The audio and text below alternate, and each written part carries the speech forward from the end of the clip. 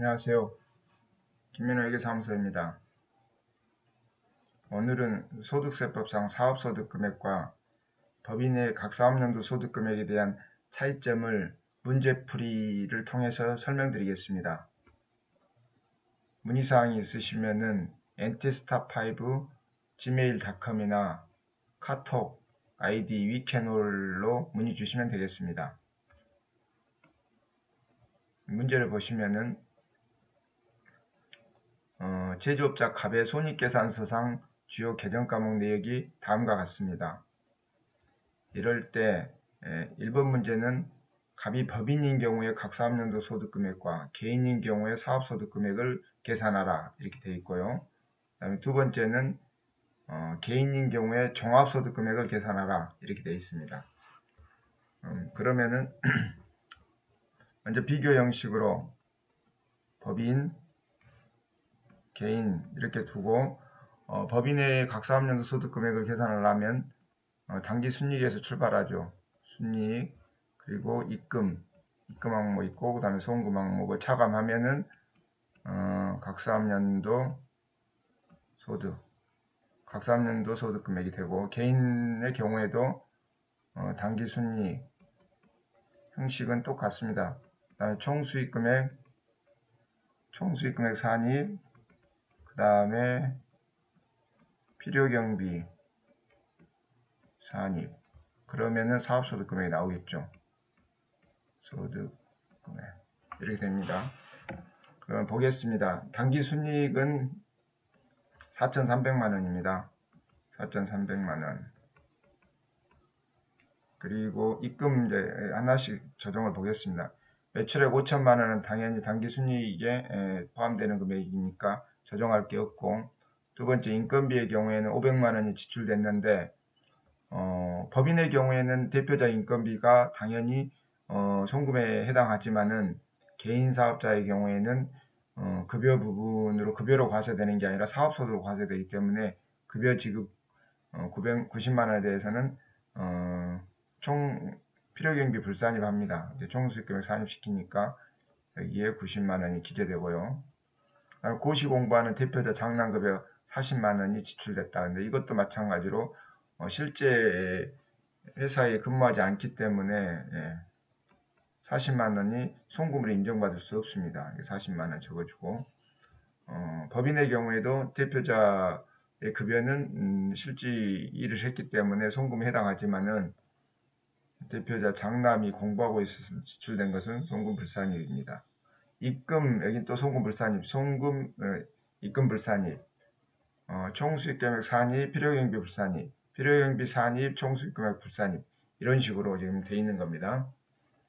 다음에 잔액은 종업원 급여니까 됐고요. 그 다음에 이자 수익 4천만원이 생겼는데 법인의 경우에는 순자산 증가설로 전부 과세가 되기 때문에 4천만원에 대해서 예금이자는 그대로 과세가 됩니다. 그러니까 세무조정이 없습니다. 그렇지만은 개인의 경우에는 예금이자는 사업소득으로 과세되는 게 아니라 이자소득으로 과세되기 때문에 총수익금액에서 산입시키면 안 되겠습니다. 그래서 4천만원을 빼줍니다. 이것은 이자로 과세가 되는 거죠.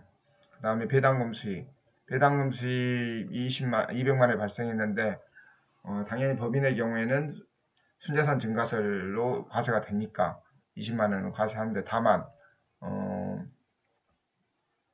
배당금에 대해서 이중과세 조정을 하고 있습니다. 그래서 일반적으로 50% 이하의 지분을 갖고 있으면은 거기서 받은 배당에 대해서는 30%를 이중과세 조정해주고, 50%를 초과해서 지분을 가지고 있다 그러면은 50%를 이중과세 조정을 해주고 있습니다. 따라서 A법인 지분율이 40%를 가지고 있으니까 50% 이하 아닙니까? 그러니까 30%만큼은 이중과세 조정을 해줘야 됩니다.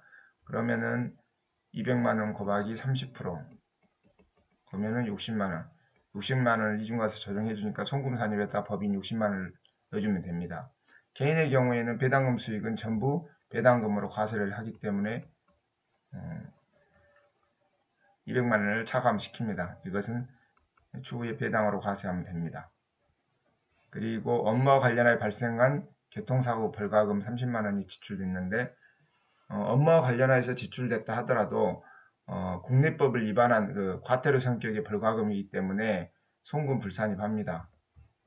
따라서 법인의 경우에 송금불산입하니까 30만원 플러스 시켜주고, 개인도 마찬가지로 필요경비 불산입하는 거죠. 그러니까 30만원을 더해주면 됩니다. 그러면은 법인의 각사업용 소득이 얼마인가 보겠습니다.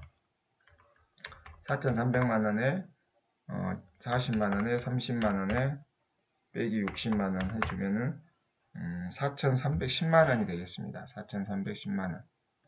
각사업용 4,310만원이고, 개인의 경우에는 4,300만원, 그 다음에 90만원, 40만원, 30만원, 그 다음 빼기를 4,200만원, 이자소득 4,000만원, 배당소득 200만원 빼서 4,200만원 빼내면은 260만원, 260만원이 사업소득 금액이 되겠습니다. 그러면 1번 문제는 이렇게 풀었고요. 2번 문제, 개인의 경우 종합소득 금액을 계산을 했죠. 그러면 종합소득 금액은 이 사업소득 금액하고 이자소득, 배당소득 금액을 이제 합산해가지고 계산하면 되는 거죠. 따라서 이 금융소득에 대해서는 과세 방법을 다시 이제 또 설명드리겠습니다. 4천만원하고 2천만원입니다.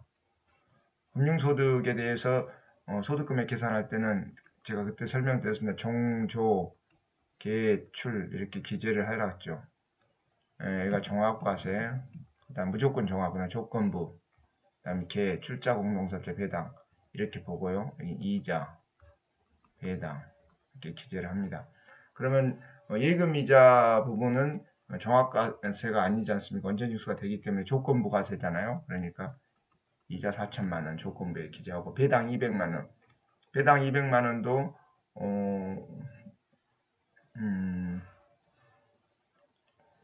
종합과세라든지 출자 공동사업자에 대한 배당이 아니기 때문에 비상장법인의 배당은 일반적으로 조건부 배당입니다. 다 200만원이고, 그리고 그로스업 8가지 그로스업 대상 아닌 게 아니기 때문에 그로스업 대상입니다. 그래서 이렇게 기재를 하는 거죠.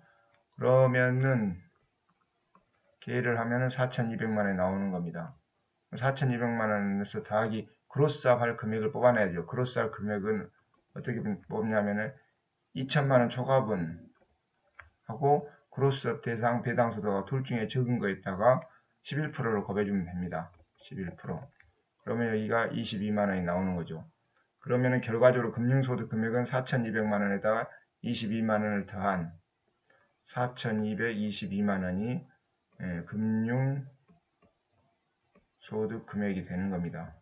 그럼 이거하고 사업소득 금액, 조금 전에 계산했던 사업소득 금액인 260만원하고 더하면은 총 4,482만원.